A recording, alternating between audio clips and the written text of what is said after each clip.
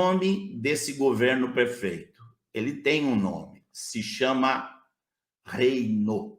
Esse é o nome do governo perfeito.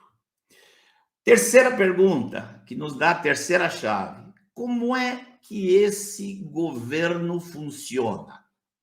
Como é a realidade de funcionamento do governo perfeito chamado reino? É simples também. Olha, necessita apenas dois elementos. Os dois elementos são indispensáveis, mas precisa dos dois. Primeiro, tem que haver um rei. E segundo, tem que haver um povo de súditos. Sem um rei e um povo de súditos, não há reino. Agora, este reino, que é o governo perfeito, ele tem que ter, o rei e os súditos têm que ter algumas características. Qual é a característica do rei? Quais são as características do rei desse reino que é um governo perfeito? Primeiro, ele precisa ser soberano. Ele precisa ser indiscutível. Segundo, ele tem que ter todo o poder na mão, tudo. Ele tem que poder fazer tudo aquilo que ele quer. Tá? E terceiro, ele tem que ter a mente e o coração dele tomados de cuidado pelo seu povo. Ele vai ter um governo perfeito porque ele é um rei perfeito. Ele é soberano, ele tem todo o poder e ele tem todo o cuidado com o seu povo. O segundo elemento é o povo de súditos. Quais são as características dos súditos? Primeira característica: sujeição completa e plena ao rei perfeito. Segunda característica: confiança total no soberano. Terceira característica: ele se sujeita, ele confia e ele ama o rei e deseja agradar esse rei. Ou seja, o soberano, ele precisa ter o controle, o poder e amar. E os súditos precisam o quê? Sujeição, fé e amar também. Essas são as chaves. Bom, surge então uma quarta pergunta que vai nos dar a quarta chave do processo. Se esse governo é tão perfeito e tão bom assim, por que ele não tomou conta do mundo e das nações? O que falta se ele é tão perfeito? Existe uma explicação. A explicação é a seguinte: esse rei bom, ele tem um inimigo. E o inimigo dele é ferrenho. Veja só, o inimigo desse rei, ele não é mais poderoso que o rei. Ele não pode competir com o rei em poder. De jeito nenhum. A distância entre eles é infinita. No entanto, esse inimigo do rei, ele é mais poderoso e muito mais poderoso do que aqueles que foram criados para ser súditos do rei. Esse é o problema. Esse inimigo do rei é uma criatura com muito mais inteligência, muito mais poder do que os homens que foram criados para ser súditos. A realidade podia ser explicada assim: ele, o inimigo do rei, ele não pode criar.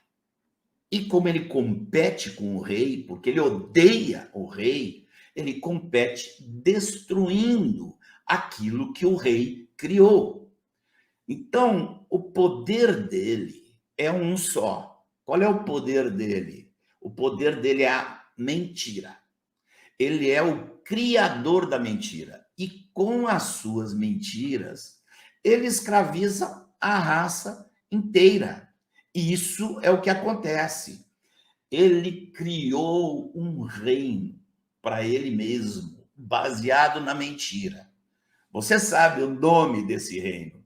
É Reino das Trevas. E o nome dele é Satanás. Vamos à quinta pergunta, e que vai nos dar a quinta chave.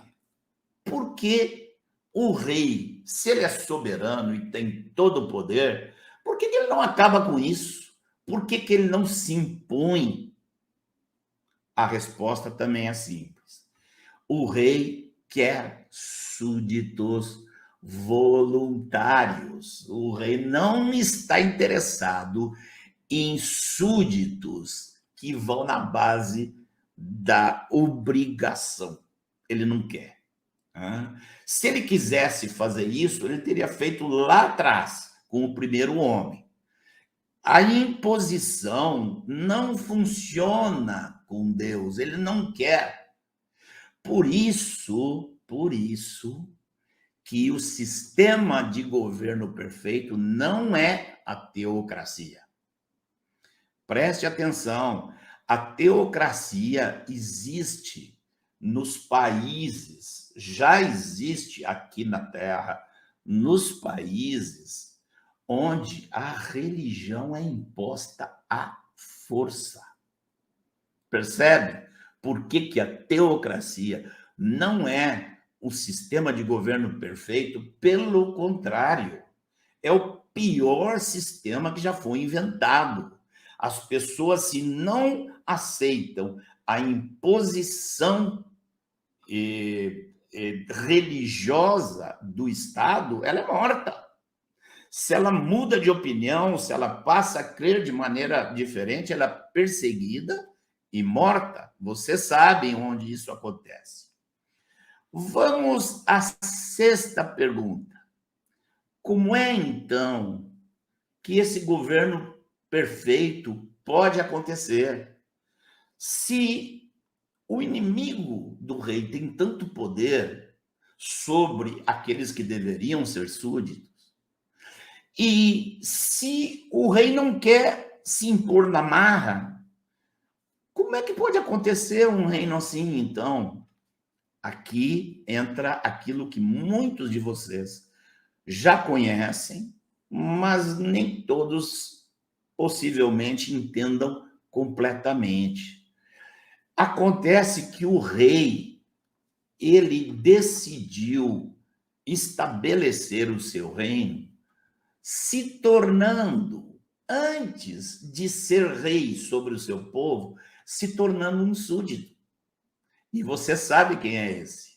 O nome dele é Jesus. Ele veio como súdito, ele veio voluntariamente, ele veio para estar sujeito, ele veio confiando no Pai dele. Ele veio cheio de amor por aquele que, a partir de sua encarnação, ia passar a comandá-lo, a governá-lo. Como resultado, ele se tornou modelo de súditos. E por que ele não foi adiante? É simples demais. Porque ele agora, ele não está na fase de reinar de forma determinante. Ele está na fase onde ele está formando um povo de súditos. Você percebendo isso, você vai entender melhor o que aconteceu com a maioria dos judeus ali em Jerusalém, até com os próprios discípulos. Os judeus estranharam muito quando Jesus entra, chega debaixo de uma proclamação de ser o Messias, de ser o rei, e eles ficam muito confusos, porque Jesus, ao invés de atacar o Império Romano, Jesus foi ao templo. E o que ele fez? Ele, ao entrar em Jerusalém, ele foi lá e foi forte, violento até, mas não contra os romanos, e sim contra o sistema religioso distorcido que havia ali. Entrou no templo, expulsou os que vendiam, derrubou mesa, derrubou cadeira de quem vendia, dos cambistas. Foi isso que ele fez. E eles tiveram dificuldade para entender. Por quê? Não haviam muitas profecias que mostravam que o Messias ia impor o seu reino. Havia e há profecias de um momento aonde ele vai dar um final completo ao trabalho do seu inimigo. Mas isso é na segunda vinda, quando ele vier como soberano, soberano sobre todos os reis da terra. Todo joelho se dobrará, nos céus, na terra, debaixo da terra, todo joelho vai se dobrar.